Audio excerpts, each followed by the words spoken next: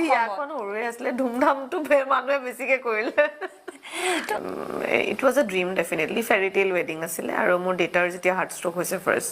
tetia moi decide korisu je moi biyakhon okonman durot patim aru nije patim mane moi involve koribo bichara nasilo tekhedok karon bahut beshi mor deuta bahut ocd thoka manu tamne khub lage bostubur etu koribo lage hitu koribo lage olo beshi panic kore hetu karone duror aru tarkikor bahut ichha asile destination wedding kora tar birat hepa asile jetu hi wedding photographer hoy aru udaipur tar mon asile so ami dutai মিলি পেলে যোৱা 3 বছৰৰ পৰা আমি invest কৰি আছিলো আৰু মানে সেভ কৰি আছিলো আৰু বেডিং খনৰ কাৰণে মই বিয়াত ইচ্ছা আছে আৰু পডকাষ্ট কিটাত মই ইমান বেছি এক্সপ্লেনেশন নিদিলো যেহেতু পাৰ্সোনাল আছিলে বস্তুটো প্ৰাইভেট হয় মই তো এক্সপ্লেনেশন কিয় দিম কাৰণ পাৰ্সোনাল ইচ্ছা হয় মানুহে নিজৰ ব্যক্তিগত জীৱনত যি মন যায় তাকে কৰিব পাৰে তাৰে কোনো প্ৰশ্ন উঠোৱা বা আনসাৰ দিয়াৰ কোনো জৰুৰী নাই কিন্তু এই চেম্পিয়ন সেক্টৰটো মই আজি ইয়াতে কৈ দিছো সো এটা নৰমাল ইনফৰমেশন আৰু এটো বহুত দিন হৈ গল কবও দৰকাৰ মই আগতেও কওনককে নকলো কিন্তু এটা কৈ দিছো যে আপুনি যি কোনো হোটেলত যাও হোটেল মানে এজেন্ট 3 স্টাৰ বা 4 স্টাৰ আমাৰ ইয়াতে যদি তাজত যায় বা আপুনি ৰেডিশনত যায় ইয়াতে হেগিখন অলপ ফেমাস মানে ডাঙৰ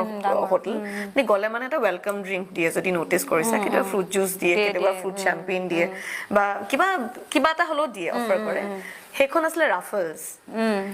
আৰু আমি গৈছিলো আমাৰ বিয়া পাতিবলে তাতে আৰু হিহঁতৰ এটা পৰম্পৰা আছে এখন হিহঁতৰ নিজৰ তৰৱাল টাইপ এখন আছে আৰু হেতু হল ফ্ৰুট চ্যাম্পেন যোনটো মোৰ গুটে মানুহখিনিয়ে খাইছে সবে খাইছে দ্যাট ইজ আ ফ্ৰুট চ্যাম্পেন যোনটো হোটেলৰ পৰম্পৰা আছে তাৰে যোনজন ম্যানেজাৰ হেজননো কিবা একদম তৰৱাল চল লৈ থাকে so তেওঁ হেতু এটা ষ্টৰী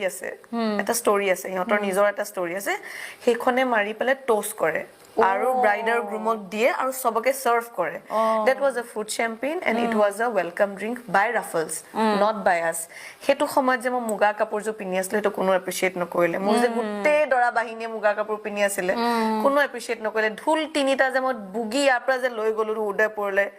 ফ্লাইটত হেতু কোনো এপ্ৰিশিয়েট নকৰিলে তাত যে আমি বিহু গালো বিহু মাৰিলো তাত যে উদয়পুৰ ষ্টাফে যে অসমীয়া বিহু এখন সেলিব্ৰেট কৰিলে নাৰিকলৰ লাৰু বনালে মাছত কি ভাপত দিয়া মাছ বনালে প্ৰসাদ বনালে তাতে আমাৰ অসমীয়া শংকৰী নিয়মত মোৰ বিয়া হৈছে তাৰে প্ৰসাদ বনাইছে হেখিনি বস্তু কোনো ৰিয়েলাইজ নকৰিলে কোনো এপ্ৰিশিয়েট নকৰিলে মোৰ জুৰুন হল চাদৰ মেখলা পিনিলো কোনো একো নকলে কিন্তু হালদি